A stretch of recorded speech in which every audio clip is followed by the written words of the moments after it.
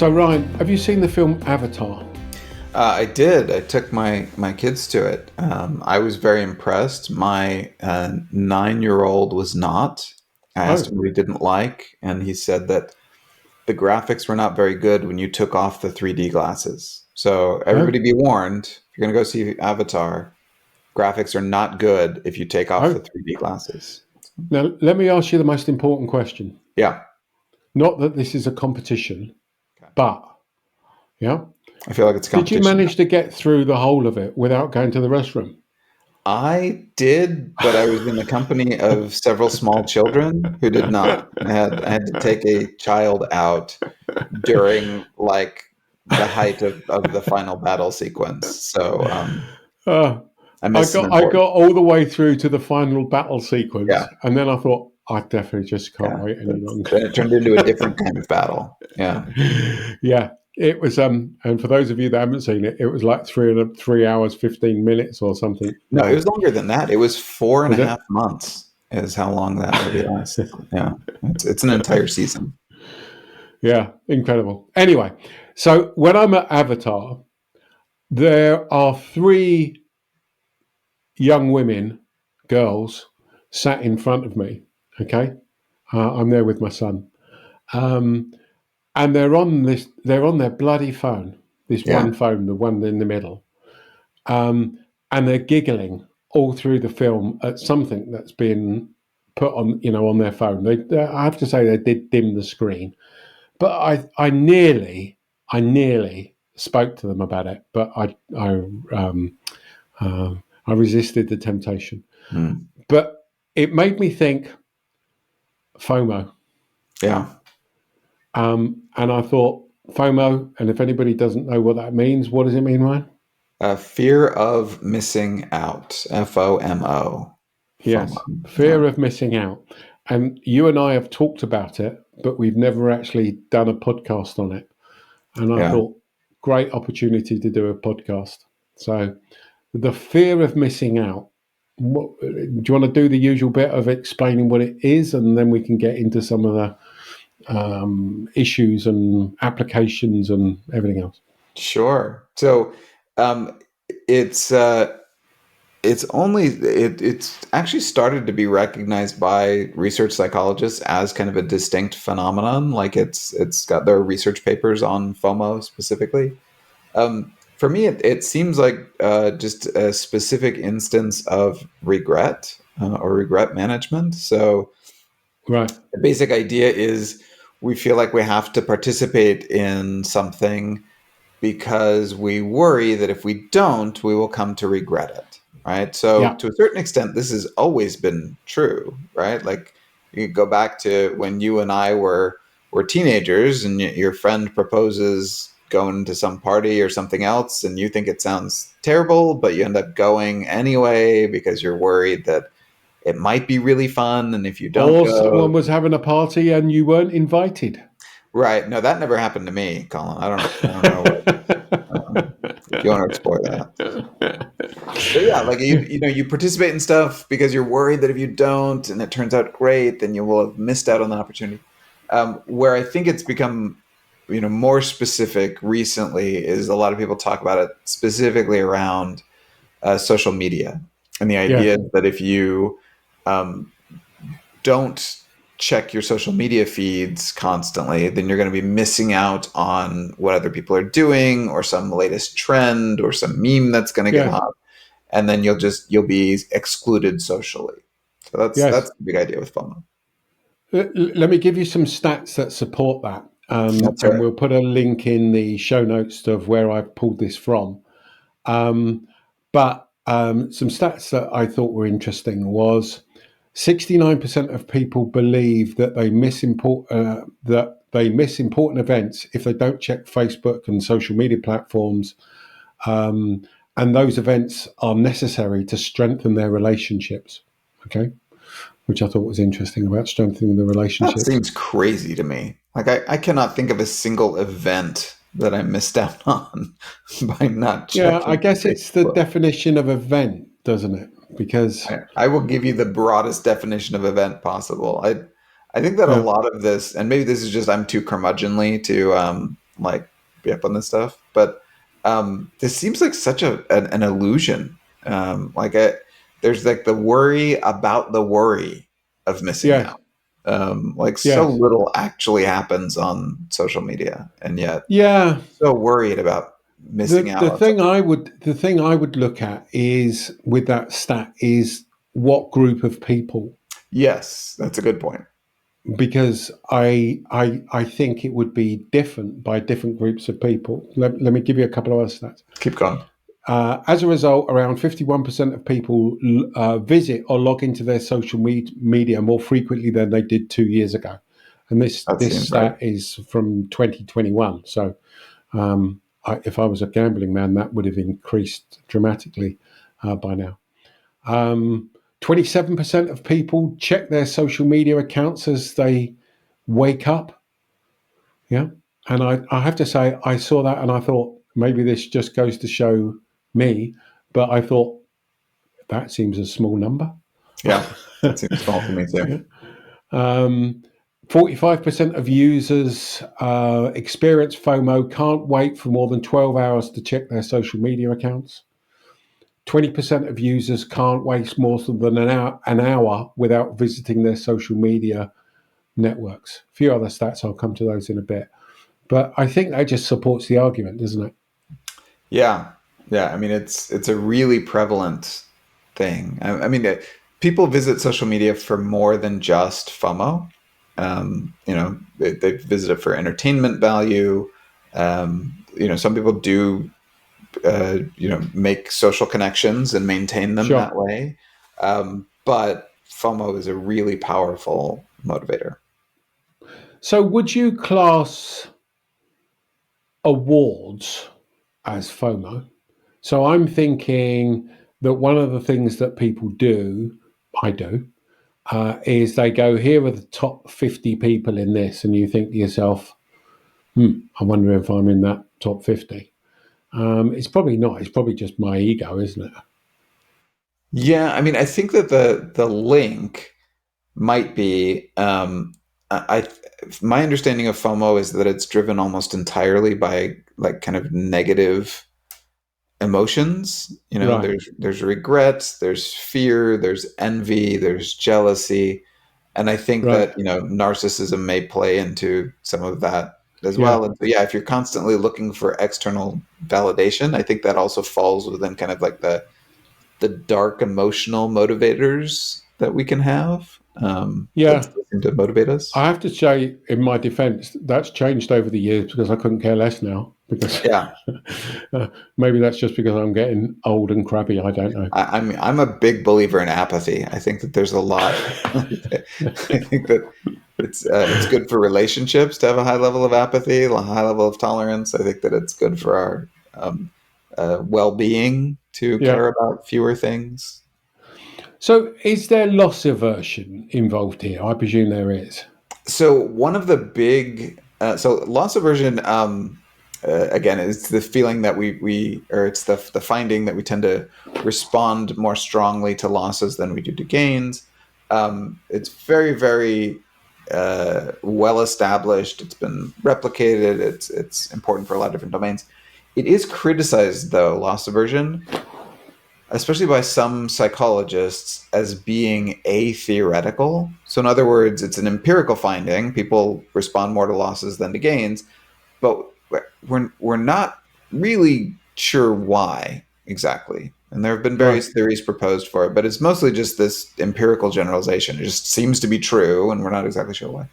One of the explanations that's been given for loss aversion is this idea that it's a way of managing anticipated regret, so that Right. we recognize that if we lose something we will feel more regret down the road because of that than if we were to gain something. There's no regret, so it's like a regret management. So from that perspective, both loss aversion and FOMO seem to be driven in part by regret management. So yeah, I think that loss aversion very much plays into our understanding of FOMO. You're missing out on that experience, right?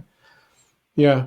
And I guess, does that also tell you something then about sort of status and where you are in the pecking order and how popular you are, and I don't know what you So would class that from a psychological perspective, but you get the thrust where I'm coming from, yeah? yeah. So again, for me, and I don't know if I may be in the minority on this, but for me, FOMO just seems like a subclass of regret, right? So there's Right. regret motivates a lot, or anticipated regret motivates a lot of what we do, and FOMO seems to be like one flavor of that, like one response to regret. But it is one that is very, I mean, especially when we define it in terms of social media, it's really a social phenomenon, and so we're worried about the people who study FOMO say that it's important and it's so motivational, in part because what we fear of is missing out on that experience, but also we fear being socially excluded.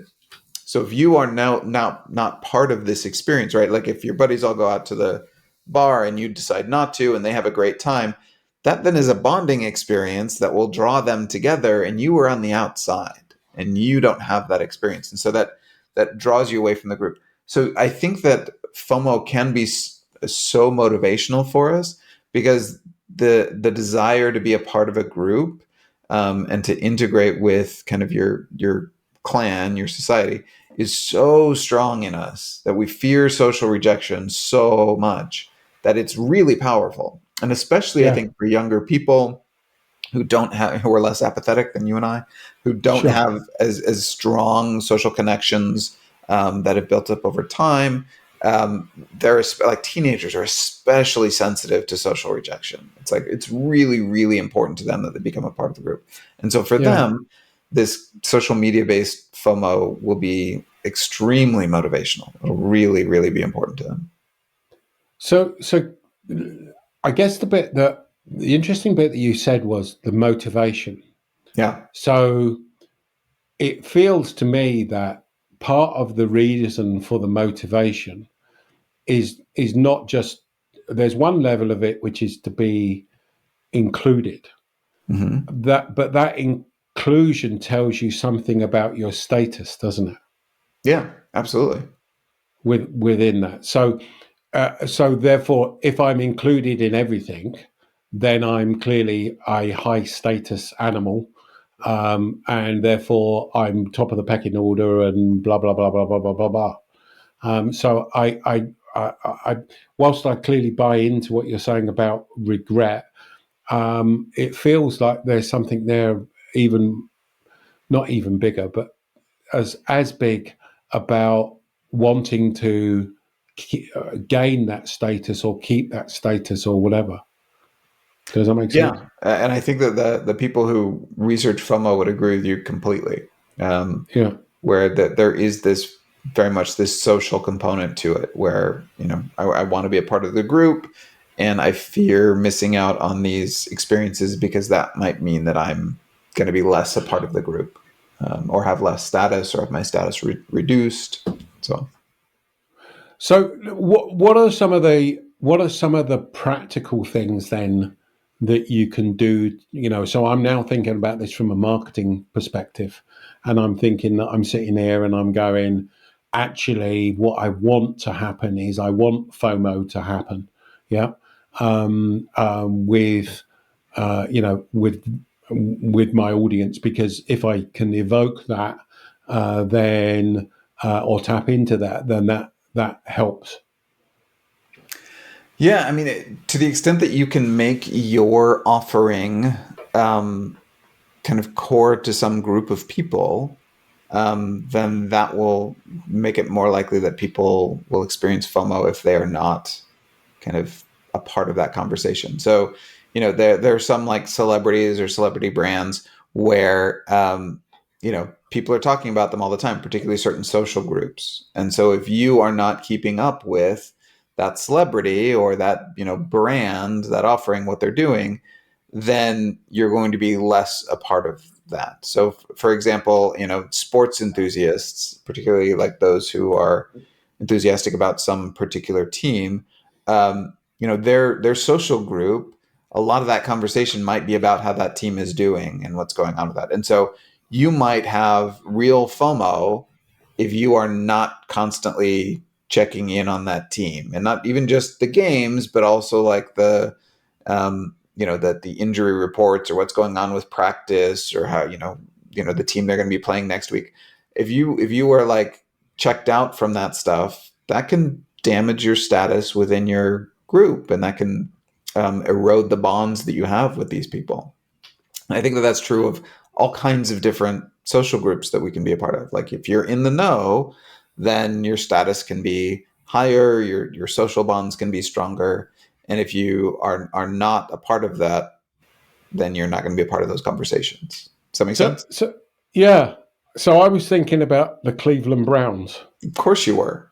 I, Yeah. I was thinking, so how do you get FOMO for the Cleveland Browns, or is actually FOMO that nobody likes them, and I therefore mean, you just join the group of people that they don't like? yeah. So, I mean, well, first of all, nobody chooses to be a Cleveland Browns fan. We are born into it as a burden that we bear by virtue of having lived in or around Cleveland. Um, but yeah, so there's an interesting study done with Chicago Cubs fans. So the Chicago Cubs have had a couple of decades where they've done quite well, but for a long time they were like the perennial loser team, Yeah, dating back to the 1980s and beyond. And yet they had a hardcore die hard. That was two different idioms that I was mixing there. They had really, really solid fan base. yeah, And so there was a researcher that went and like spent a season hanging out with these hardcore Cubs fans, despite the fact that their team kept losing over and over again, but they kept going to games.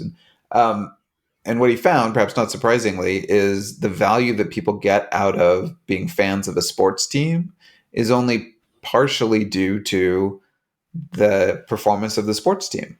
You get all sure, these fair weather fans who will show up when the team's doing well, sure, but then you've yeah, got groups of fans who, it doesn't matter if they're winning or yes, losing. It's the fact that we're in this together, right? yes, And so for them, it's obviously better when the team's winning. We like yes. that, but It's it's a bonding experience. it seems to me, mate, you're describing Luton Town Football Club Yeah, yeah, that I'm a season ticket holder of, because as I think the audience may recall, that when you phone them up and say what time's kickoff, they say what time can you get here. yeah, So exactly. Yeah. I mean, if you look across sports, there are a few teams that are perennially pretty great. Like Manchester United's always, I assume they've always been good, right? Like that, yeah, yeah, yeah. Well, dating back to the days of King Arthur, like Manchester United was just great. It's like, it but was there were the very few. games then that were a real problem. Yeah, yeah. I mean, they played with an actual stone. Like it was a rough sport at the time. Um, it There are a few teams that are always great, but Yeah, if you're a sports fan, you're spending a lot of time disappointed. Like yes, even if your team is great one year, they're probably not going to be that great next year. Like only one team every season gets to win the championship. yes, So part of being a sports fan is being disappointed all the time, and yes, yet so many of us are engaged in that yes. because of the community. Yeah. And So these communities form over all kinds of things, right? There are communities around, specific television shows, or yeah, because brands, as you were talking, hobbies. it was making me think about the fact that we're actually talking about tribalism, aren't we? Yes, Basically, absolutely. yeah. And therefore, again, if you think of FOMO, you've got loss aversion. Part of it's tribalism as well. The other one that was then making me think about is framing the message. So we've talked again about how you can go about framing the message, but it's like framing the message to create that FOMO, isn't it? So, and this is very crude, but don't miss. You don't want to miss out if we Yeah. are uh, on this event. Don't get all your friends to say they've been to this event and you haven't. Or I guess that's a negative way of putting it. But this is an event that everyone's going to be talking about, or Right. that type of messaging, isn't it? Yeah. So FOMO, it's some regret, it's some like kind of social cohesion. I think it also has maybe this is part of why it's so interesting, is because there's lots of different causes for it. As you were describing it, there are elements of scarcity. Yeah, So sometimes it's just time scarcity. Like this evening at this bar, that's only going to happen once, right? And if you don't sure. go tonight, it'll never be exactly the same again. But there are other things that are limited engagements, right? If you choose not to go to this concert, like that, this band might not be around again for years. If you choose not to engage with the social media feed now, that's disappearing into the background. So there's an element of scarcity to it. There's also an element of social proof to it, which is that if everybody else is doing it, it must be good. Yeah. So I think if you combine all of these things, then you're getting close to understanding the drivers of FOMO, and that's part of what makes it interesting. Yeah. And a couple more stats that I thought were interesting as I read through this report. Um, One was, and this goes to what you were saying earlier. Most of the emotions experienced alongside FOMO are negative. 39% feel envious, 30% feel jealous, 21% feel sad or disappointed. Yeah. So it is a negative thing, isn't it? Yeah. I mean, we talk, and I know you've done research on the importance of these positive emotions, and they drive value and so on. These are negative emotions. They would destroy value for many things.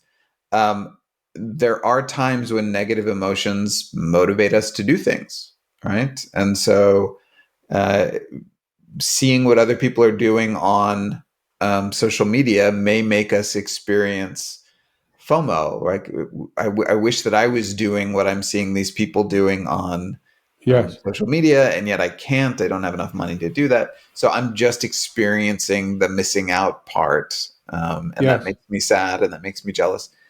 And yet So we can become kind of addicted to that and still want to go back, even though we know that it's making us feel badly. So again, a couple of other stats that I think build on what you're just saying.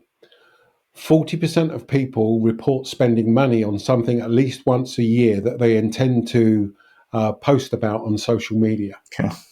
So they're going to events or spending money on something just so they can post it on social Yeah. media. Yeah. And that sort of talks about, doesn't it, that perfect image of I'm having my life is so wonderful.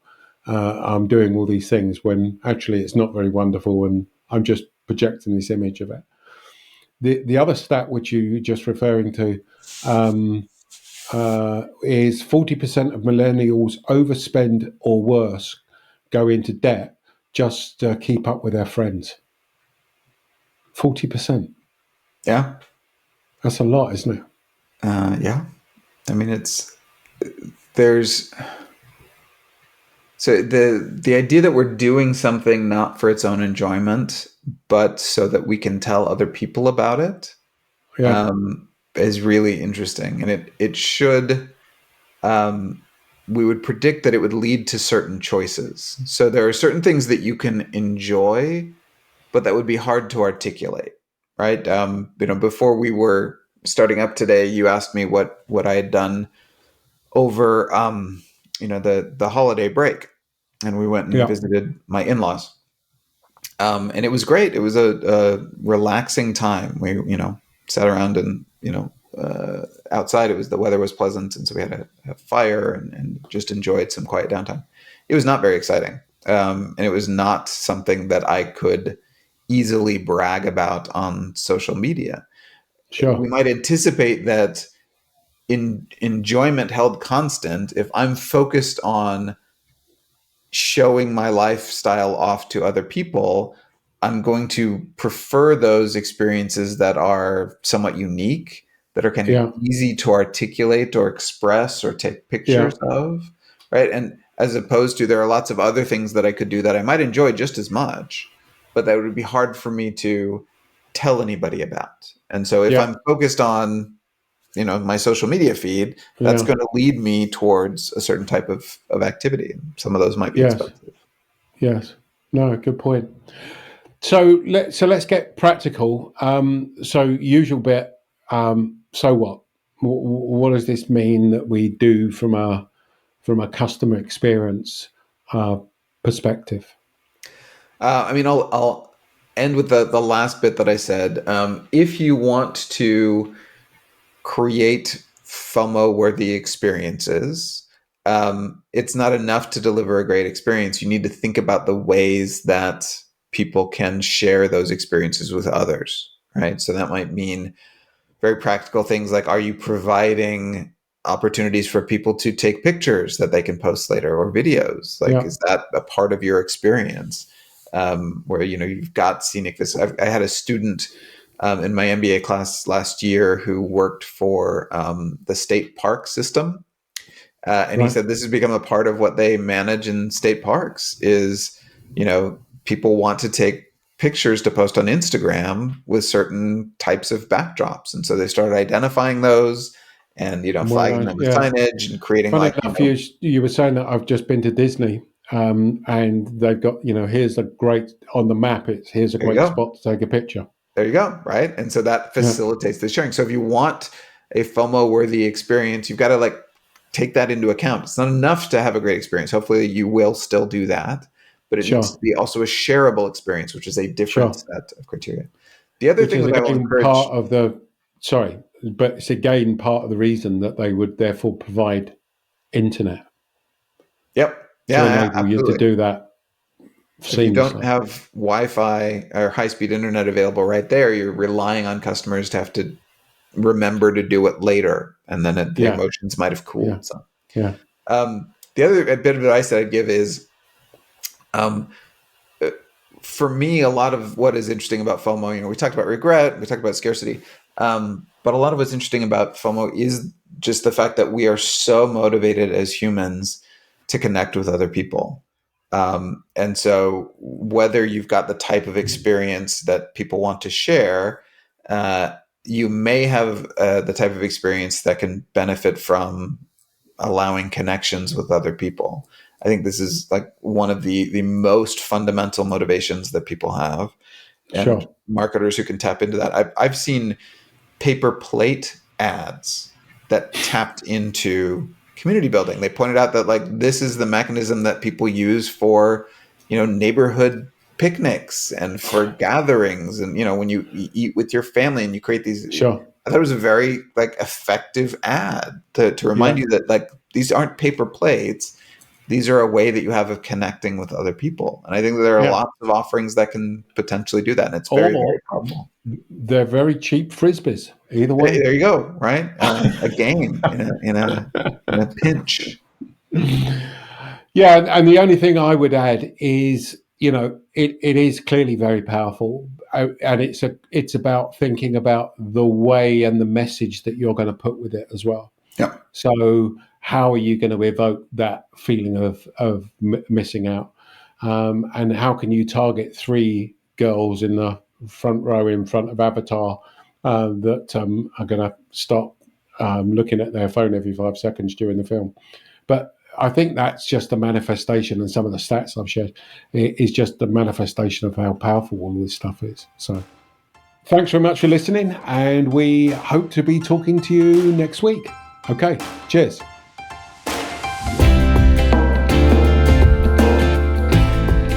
Thanks so much for watching. And if you enjoyed this video, please make sure you subscribe so you don't miss an episode.